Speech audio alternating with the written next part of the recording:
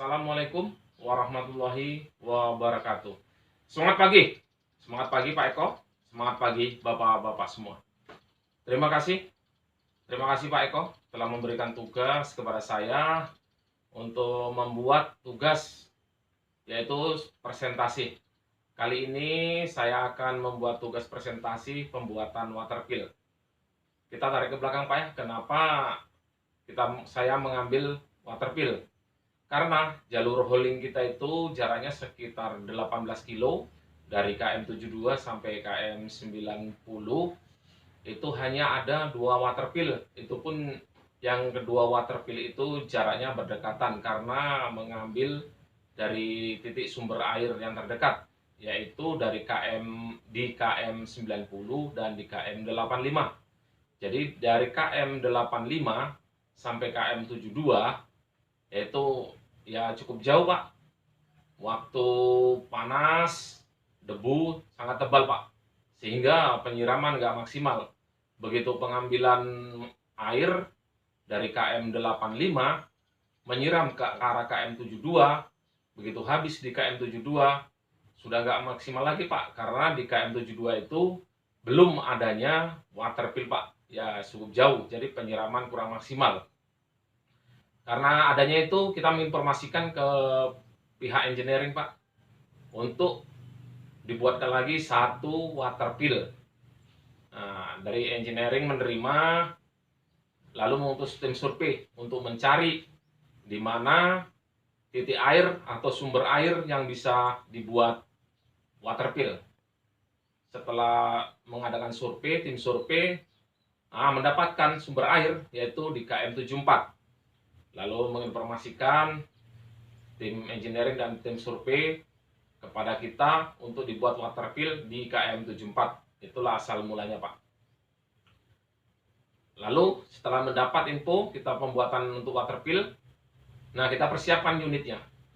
Apa-apa aja unit yang akan kita pakai untuk pembuatan water pill di KM 74 itu. Kita memakai 3 unit Pak.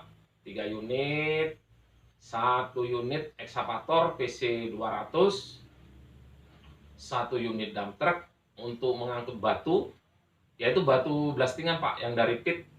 Nah itu kalau kita di sini limestone Pak, limestone itu batu-batu yang hasil blastingan itu bisa kita buat, kita jadikan untuk pondasi water pill, jalan masuk dan pondasi yang pengisian water pill. Yang ketiga adalah kompaktor. Kompaktor itu untuk pemadatan Pak ya. Kalau nanti sudah semua jadi, jalan jadi, nah baru kita kompaktor. Batu-batu sudah tersusun, kita kompaktor. Supaya jangan ada batu-batu itu biar padat semua, merata padat. Sesudah unit sudah kita dapatkan Pak ya. Nah kita menuju ke rencana pembuatan water pill di KM 74. Nah kita kumpul di situ Pak, semua unit sudah terkumpul. Kita adakan briefing Pak, briefing dari semua operator, operator eksa, operator dump truck, dan operator kompaktor. Kita briefing apa tujuan sebenarnya kita di KM 74 itu. Kita jelaskan bahwasanya tujuannya ialah pembuatan water pill baru di KM 74. Dan kita jelaskan juga bahayanya, apa resikonya. Ya kita informasikan juga tentang safety-nya Pak ya. Nah, supaya jangan sampai terjadi apa-apa. Nah, itu awal mulanya. Sesudah itu kita menuju yang pertama. DT berangkat ke pit Pak, mengambil material dari material blastingan tadi, dikumpulkan untuk pembuatan di area rencana water pill 74. Kita masuk langkah pertama Pak. Ini langkah pertama, ekskavator membuat kanal dari arah sumber air yang di rawa itu Pak ya. Dari arah air yang di rawa, pembuatan kanal, lalu ditarik ke arah keluar yang dibuatkan kolam. Kolam semaksimal mungkin untuk penampungan.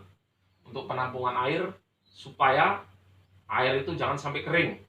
Nah, pembuatan paritnya kita buat dari arah tengah semaksimal eksa bisa menjangkau dari bucketnya. Sesudah itu kita buatkan parit mengarah ke arah yang lebih keras, ke darat. Kita buatkan kolamnya. Kita buatkan kolaman supaya air itu tertampung di situ dan nggak kering. Kita usahakan Pak, buatan kolamannya itu lebih dalam daripada paritan. Jadi secara otomatis tampungan airnya itu lebih banyak.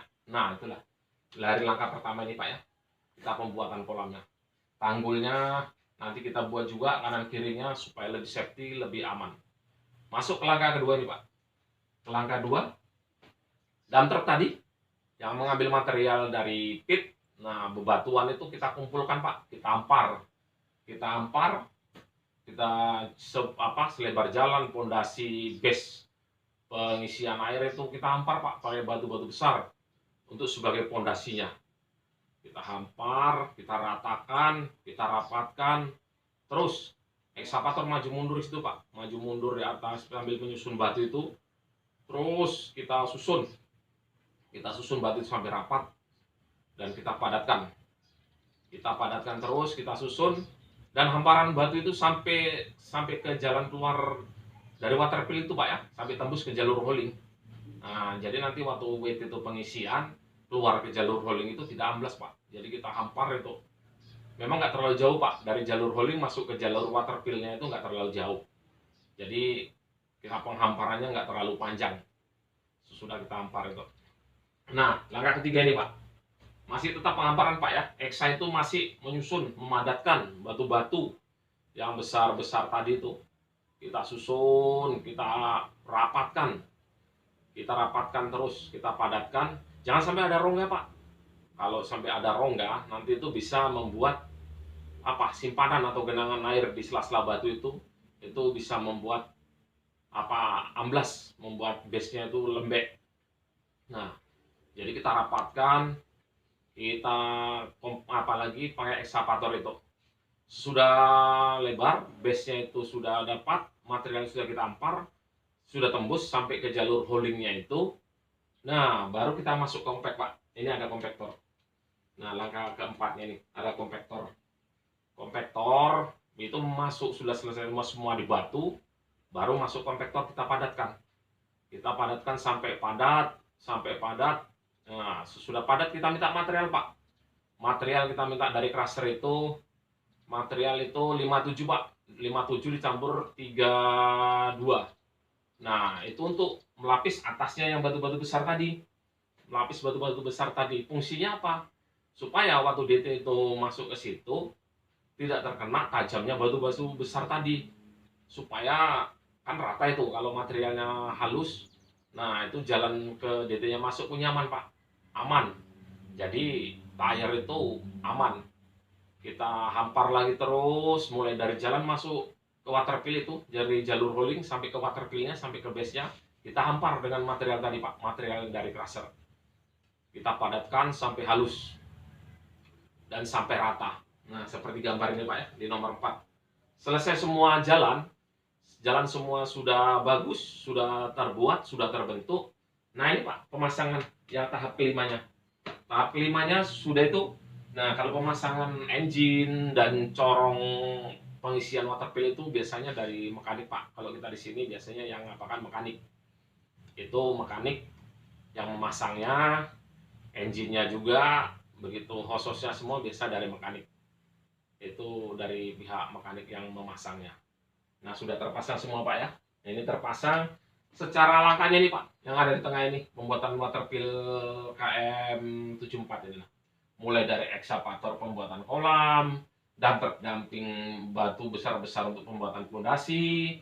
Yang ketiga batu-batu besar disusun, langkah 3 disusun untuk pemadatan. Nah yang 4 kompaktor udah pemadatan batu-batu tadi, lalu dimantakan material dari crusher, material yang 57 dan 32 dicampur. Nah itu, ini dicampur, jadi jalannya halus. Sesudah itu sudah jadi pihak mekanik memasangkan engine, pompanya dan corongnya. Nah ini secara langkahnya ini Pak. Secara langkahnya sudah terlihat jelas. Nah mungkin itu yang bisa saya sampaikan. Nah salah hilap mohon maaf. Assalamualaikum warahmatullahi wabarakatuh.